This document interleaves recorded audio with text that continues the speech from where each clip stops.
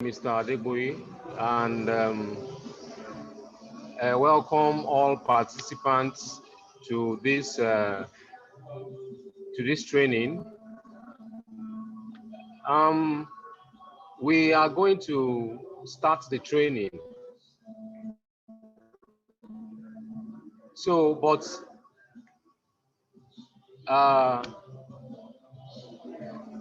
before we start, as Mr. Adeboye has rightly said, my name is Solomon Oyeniro, and I am the Managing Director and CEO of Osua Foods. So the topic before us today is food safety management, its positive effects on micro, small, and medium-scale business and establishment. Now, why did we choose this good topic? It's because of the effects of which food is causing to us as human.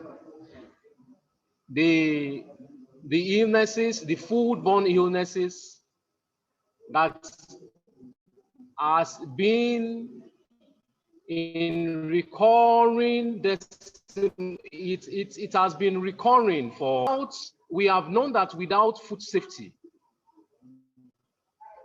this cannot stop. And that is why we have chosen to go into the training of food safety management, especially for the small and medium scale food business and establishment. So we'll go straight into the lecture, but we want to say an overview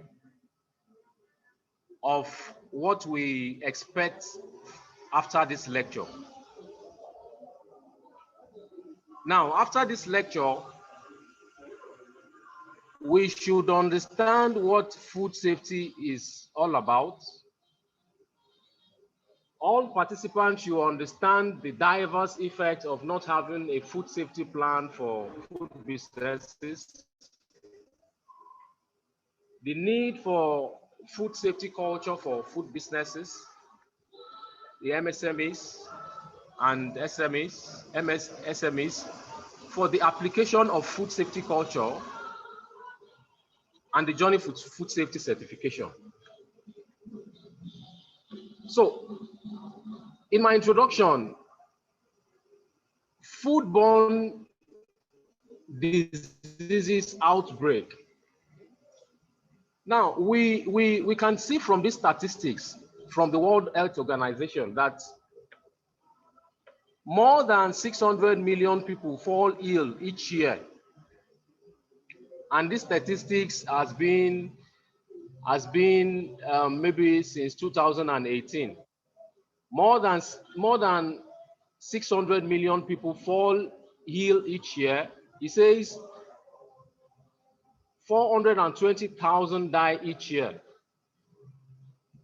And there are many more which are not reported. Now, looking at this, now this is an overview of the world. If we don't take food safety management seriously, now we'll just see that each and everyone will be falling sick, especially people that patronizes the street vendors, the street food vendors. People, and we realize that 70 to 80% of people patronize the street food vendors, which especially causes much foodborne illnesses because they don't care about food safety. Now, moving forward, we have, now, as we can see, consumers patronize the street food vendors much. More than 70% consumers have their food source from the informal, unregulated markets in Africa, Asia, India, and in the Caribbean without food safety measures. And you agree with me that most of us, this is how we eat. Most people, this is, they buy foods on the street, they eat food on the street because some people, they may not afford to go to regulated food industries or maybe to buy foods in a regulated environment. So they stick to buying food on the street. So, and this is where most of the consumers have food illnesses, foodborne related illnesses. Now, let us divert, let us go into the definition of what we have today. Now, we have come about two definitions for food safety. We have for food safety, we have for food quality, and we have for food nutrition. We say food safety is the assurance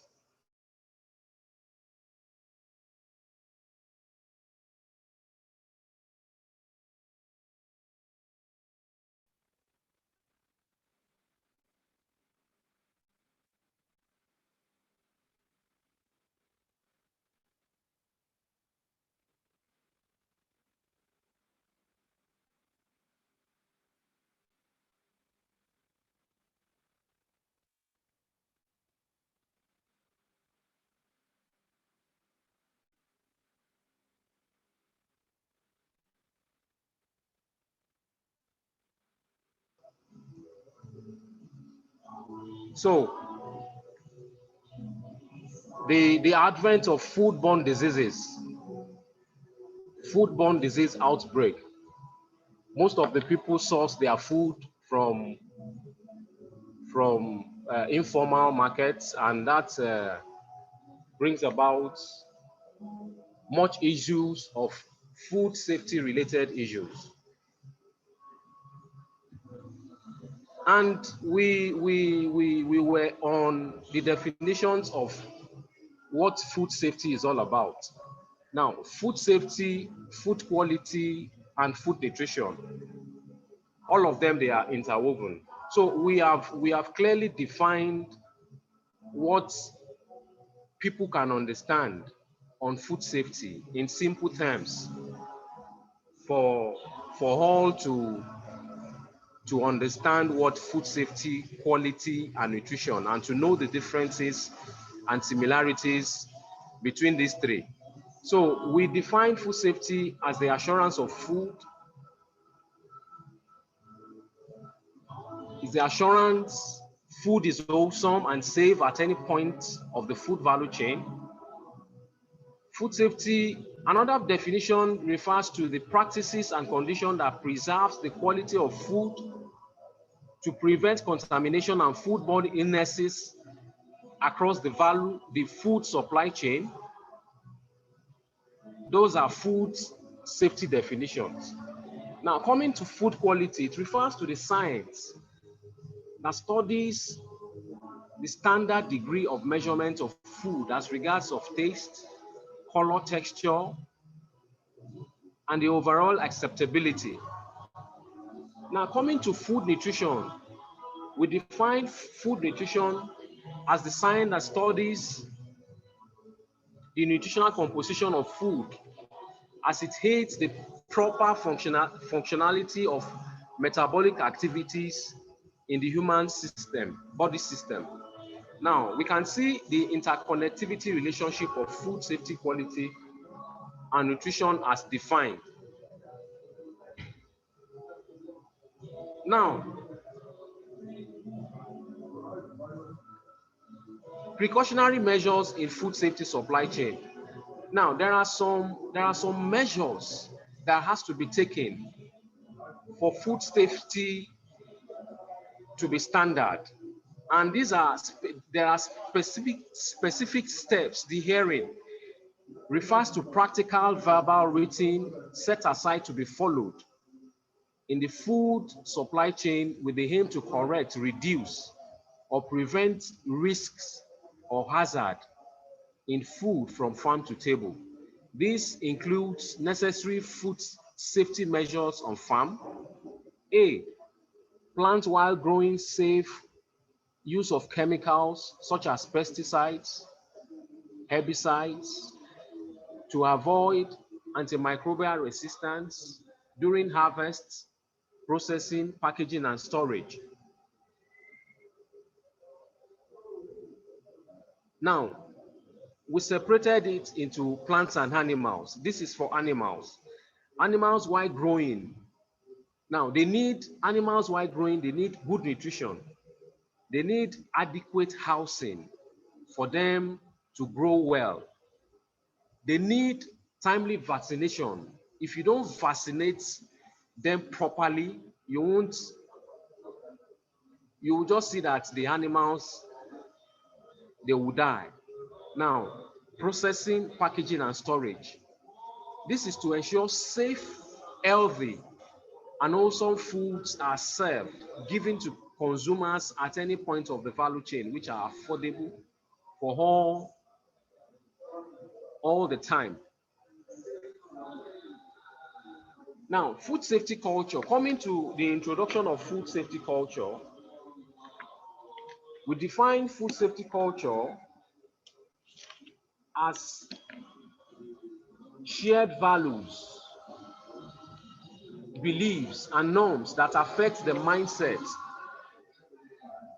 and behaviors toward food safety in and across throughout an organization.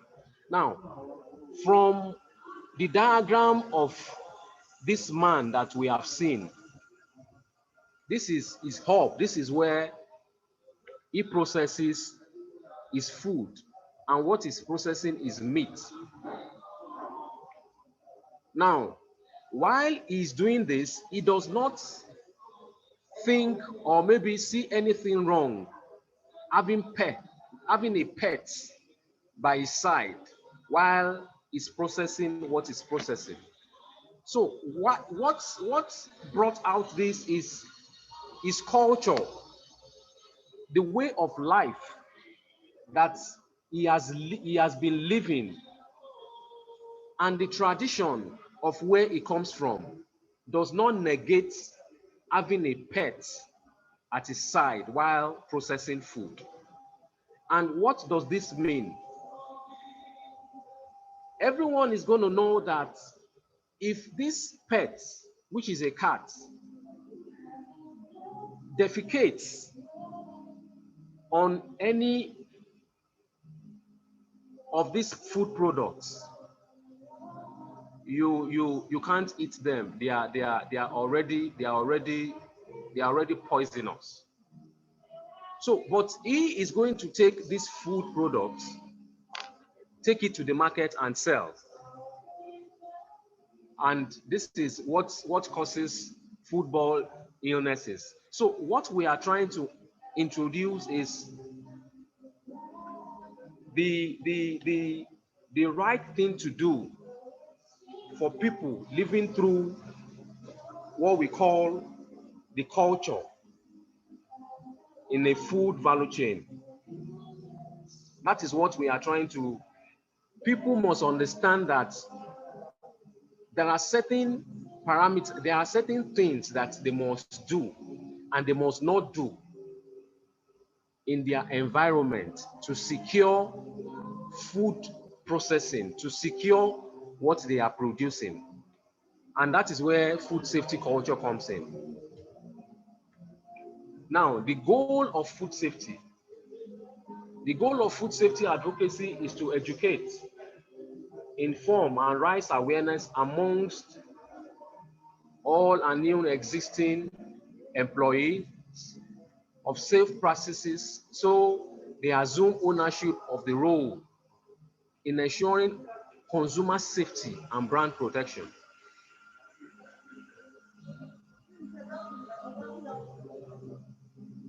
Food safety policies.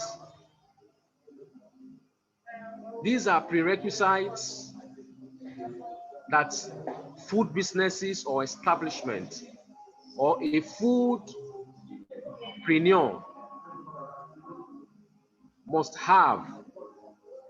There are processes which has to be attained for an establishment to be certified, food safety certified. Now we have a food establishment, a food business must have a pest control. You must be able to have somebody, a certified pest control handler to fumigate your environment, who is going to give you a certificate after doing that. So you have a food safety pest control plan, you have waste management plan, your documentation must be intact, which is very, very important. You have to have a culture of documentation. Your temperatures before you close, anytime you want to close, and early in the morning. At each process, you have to document everything you are doing, temperature controls, everything, you have to document them. Now, cleaning is another very important prerequisite policies that we should. The environment has to be clean. There is no doubt about that. The hazard identification, the temperature control, training of food handlers. You have to train your staff. You have to train all food handlers in your establishment. Labeling and product control. And for mostly for MSMEs, we know that they may not be doing all this, but they can be guided to follow suit.